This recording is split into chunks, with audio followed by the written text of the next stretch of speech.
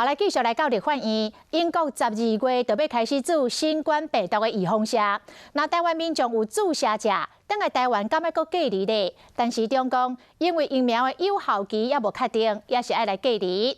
另外，费鸿泰质疑美国伫的这个标示，伊的问法、伊的讲法，互陈时中真无欢喜。部长，再讲一遍，摸摸你的心有没有在跳？越跳越快。甲审查渐渐预算比较起来，立委较关心部长的心中敢也有伫跳。摸着你主编的心，看心还有没有在跳。真的，摸着你的心，看你心还没在跳，你有良心吗？心跳得很快。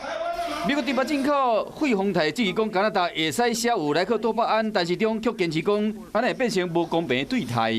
从今天开始，你就做美商、美国猪肉商驻台代表好了。请不要用这种言辞来侮辱。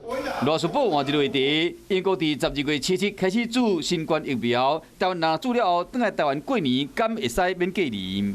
科学证据来判定说这样的打法，它的疫苗就是抗体的就是说它的浓度到底够不够？所以你的答案就是说，一样要照常隔离了，回来过年还是隔离？可能性很高。有关最近一年移工确诊量有够济，卫生部甲劳动部嘛伫讨论可能会开始减量，无论是新冠疫苗防疫问题，还是美国第八进口的问题，风波拢也未散。